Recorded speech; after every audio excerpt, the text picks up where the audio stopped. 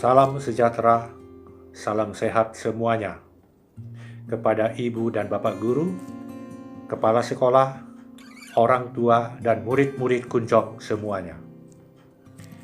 Tahun pelajaran baru, tahun pelajaran 2020-2021 akan dimulai pada tanggal 13 Juli 2020 ini. Pembelajaran masih bersifat online. Pembelajaran tatap muka belum diizinkan, belum memungkinkan situasinya. Apakah kita, khususnya murid-murid kita, siap menekuni pembelajaran online? Saya berpendapat siap. Pengalaman pembelajaran online selama 3 bulan ini memberikan banyak manfaat dan hikmatnya. Kita yakin dan lebih optimis bahwa pembelajaran online tidak menjadi masalah. Namun, kita tetap mengharapkan kerjasama pihak sekolah dan orang tua. Bagaimana? Pertama-tama, kita masing-masing menyadari peran, tugas, dan tanggung jawab kita sebagai guru, sebagai kepala sekolah, sebagai orang tua. Kita mulai dengan peran dan tanggung jawab seorang guru. Tentu, bukan sekedar menyadari, tetapi melaksanakannya dengan konsekuen. Sesudah itu, kita lanjut kepada peran dan tanggung jawab kepala sekolah, dan terakhir, peran dan tanggung jawab sebagai orang tua. Selamat mendengarkan. Peran dan tanggung jawab guru. Peran guru di tengah pandemi memang jarang disebut sebagai garda terdepan melawan corona. Tetapi, jangan pernah sama sekali mengabaikan fungsi dan peran seorang guru. Jangan menilainya punya banyak waktu beristirahat semenjak adanya kebijakan pemerintah memindahkan proses belajar ke rumah.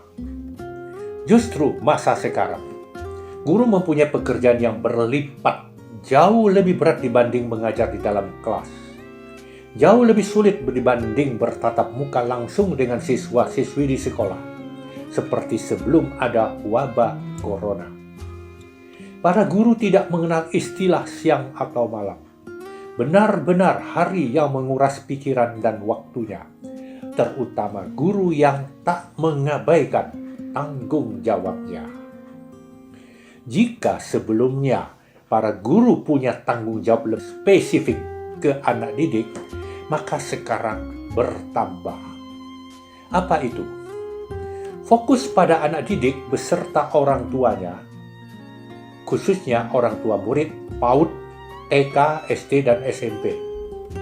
Maklumlah, tidak semua anak didik punya gadget dan alat komunikasi yang menjadi salah satu media perantara dalam proses belajar mengajar via online. Merupakan suatu tantangan berat. Mohon maaf, beribu maaf, apabila menghadapi karakter orang tua atau wali yang terkesan cuek, tak mengarahkan anaknya mengikuti proses belajar yang disampaikan gurunya. Masa bodoh mengingatkan anaknya mengerjakan tugas yang diberikan gurunya. Atau pura-pura lupa menyampaikan jika ada penugasan dari guru. Sekali lagi, mohon maaf jika kalimat ini kurang sedap didengarkan oleh orang tua. Begitu pula dengan sebagian peserta didik yang tergolong malas. Kadang diberikan tugas, namun tak dikerjakan. Pun dihubungi berulang kali, tetapi tak ada respon atau jawaban. Ditambah lagi yang memang di rumahnya tak ada yang punya alat komunikasi, dan tidak berinisiatif menghubungi langsung dan berkonsultasi dengan pihak sekolah atau gurunya.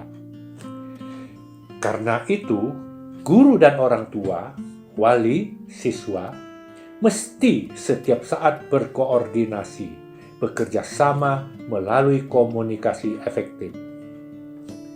Para guru masih juga dituntut membuat perangkat pembelajaran, seperti silabus, RPP, dan laporan pertanggungjawaban lainnya.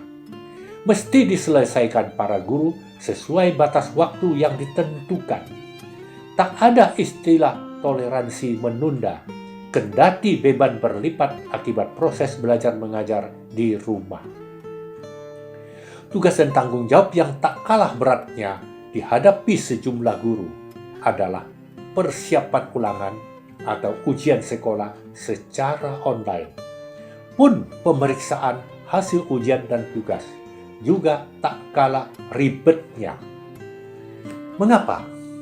Karena membutuhkan kesabaran dan menyita banyak waktu. Harus melihat dulu kiriman siswa melalui fasilitas media seperti WhatsApp. Lalu memeriksa dan menginputnya satu-satu ke laptop atau komputer sebelum menyerahkan nilainya ke masing-masing wali kelas. Itu pun kalau lancar dan semua peserta didik mampu memenuhi fasilitas teknologi yang diisyaratkan. Mengerjakan sesuai waktu yang ditentukan. Sebab bila tidak, guru mesti siap-siap mencari tahu kediaman orang tua siswanya untuk didatangi secara langsung. Kewajiban guru tak boleh dikesampingkan. Para guru akan terus meningkatkan diri, melatih diri, mengoptimalkan penggunaan teknologi pembelajaran online. Harus diakui, tidak semua guru melek teknologi. Mohon maaf juga jika kalimat ini menyinggung hati para guru. Masih banyak yang terbiasa dengan pola belajar mengajar yang lama, secara konvensional, secara manual. Masih ada yang belum terlalu mahir menyusun laporan melalui laptop, tab, atau di komputer, serta perangkat lainnya. Terkadang, justru siswanya jauh lebih lincah mengoperasikan fasilitas teknologi. Bisa dibayangkan bagaimana dengan tenaga pendidik yang tergolong kaku atau kurang melek dengan fasilitas teknologi. Pasti jauh lebih pusing dan ribet lagi menjalankan tanggung jawab dari rumahnya. Disinilah peran tanggung jawab kepala sekolah. Lalu, apa tanggung jawab dan beban seorang kepala sekolah?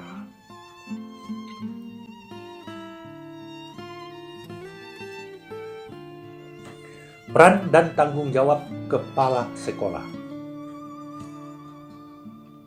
1. Mendayagunakan seluruh komponen pendidikan dalam rangka menjamin terlaksananya pembelajaran dengan suasana yang berbeda. Merancang kurikulum dan pembelajaran yang sesuai dengan kondisi darurat bencana COVID-19 ini melalui optimalisasi pemanfaatan teknologi.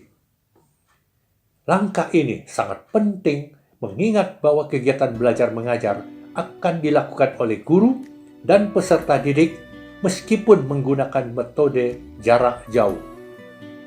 Kepala sekolah bersama para guru membuat peta pengajaran yang rinci dan akurat tentang sebaran materi yang akan dilaksanakan, dibahas selama pandemi COVID-19.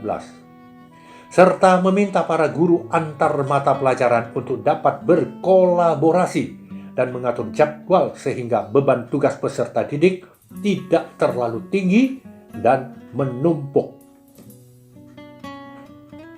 2. Memberikan semangat dan apresiasi kepada guru, kepada siswa, dan kepada orang tua.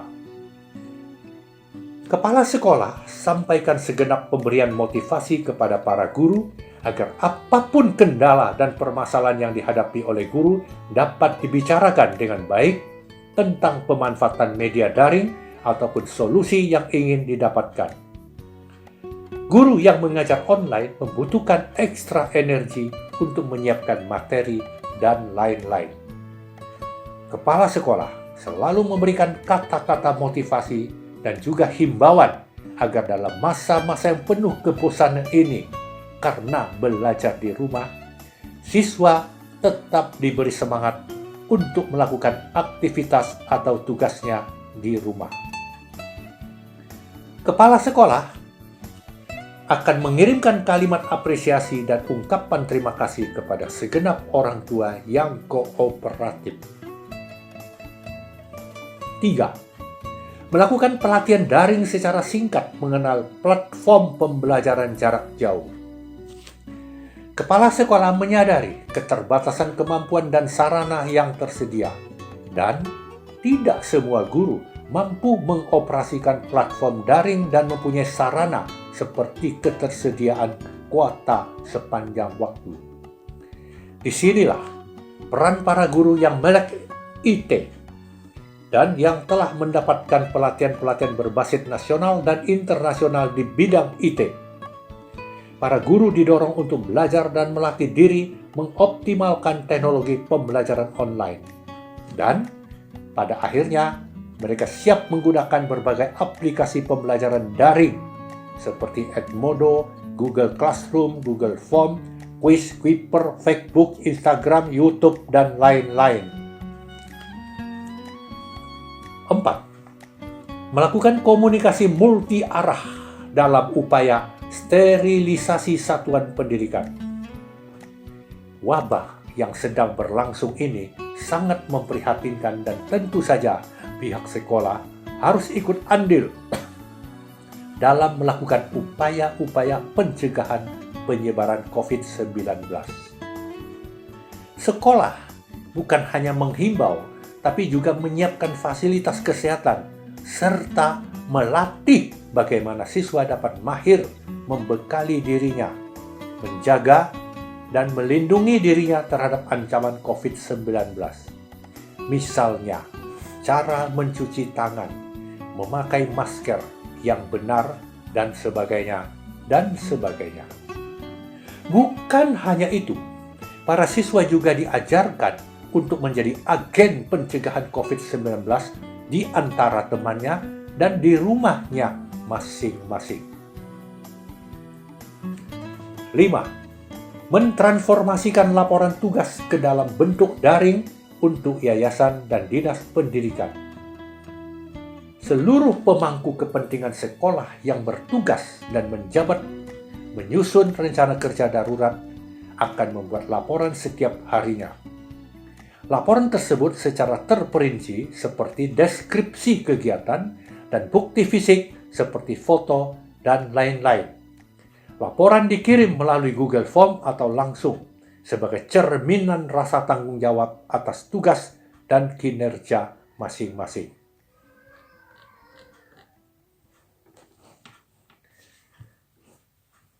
Sekarang, apa peran dan tanggung jawab orang tua?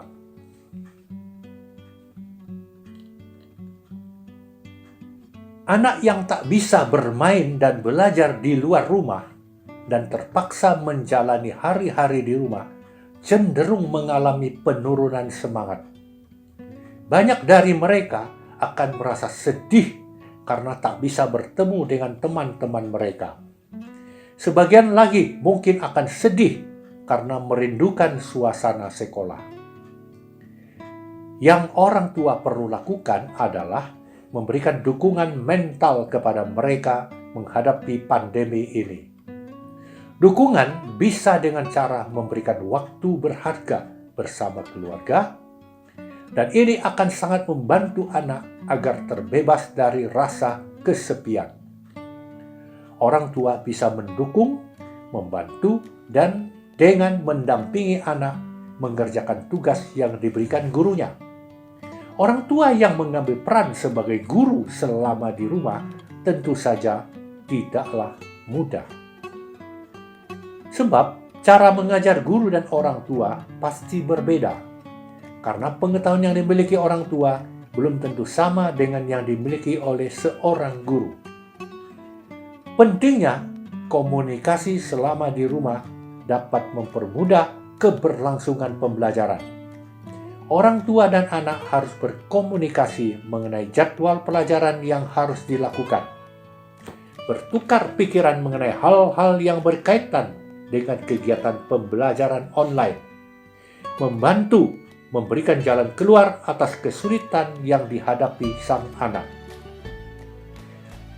memberi perhatian akan kesehatan ketika keluar dari rumah dengan memberikan contoh cuci tangan, pakai masker yang benar, dan orang tua juga harus memastikan dan menjaga asupan nutrisi yang baik untuk anak-anaknya.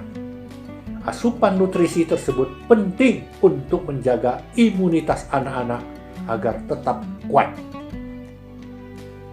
Orang tua juga dapat memberikan aktivitas yang menyenangkan dan tidak memberatkan sang anak, sehingga anak bisa saja melakukan tugasnya secara maksimal. Ada hal yang penting sehubungan dengan peran orang tua, ialah dalam pemantauan penggunaan gadget. Pembatasan penggunaan gadget di rumah menjadi sangat penting agar waktu sang anak tidak terbuang sia-sia untuk hal yang tidak bermanfaat, seperti main game dan menonton film. Akan lebih baik jika adanya manajemen diri terhadap waktu di setiap harinya. Sebuah penelitian di Korea seperti dipaparkan pada American Psychiatric Association 2013 Annual Meeting menunjukkan bahwa pada remaja pengguna gawai yang aktif didapatkan adanya perubahan perilaku, yaitu mudah mengalami banyak keluhan somatik fisik, konsentrasi yang menurun, depresi, cemas, kenakanan remaja, dan menjadi lebih agresif. Mereka yang kecanduan terhadap gadget akan mengalami penurunan kualitas belajar dan bekerja. Penggunaan gadget memberikan pengaruh yang sangat besar terhadap perubahan perilaku. Hasil survei di Rumah Sakit Jiwa Cisarua memberikan angka cukup fantastis. Kurang lebih 209 pasien anak kecanduan gadget terhitung dari tahun 2016 hingga saat ini. Temuan-temuan ini seharusnya menjadi perhatian besar bagi kita semua, para orang tua, guru, dan pemerhati pendidikan. Waktu yang banyak di rumah bisa dimanfaatkan dengan kegiatan makan bersama, membereskan atau menata rumah, berdiskusi dan bercerita tentang kehidupan, mengerjakan tugas sekolah, dan lain sebagainya. Dengan begitu, anak tidak akan cepat bosan di rumah dan dapat melaksanakan kegiatan pembelajaran daring dengan hati yang tenang. Inilah sumbangsih peran orang tua yang dapat bekerja sama dengan baik di rumah.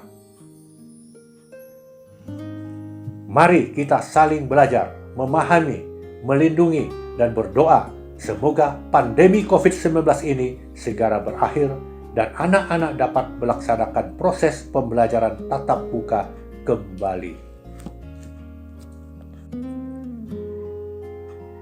Demikian pokok pikiran Voice of Kuncong edisi yang satu ini, yang ditujukan kepada guru, kepala sekolah, dan teristimewa kepada orang tua. Kita adalah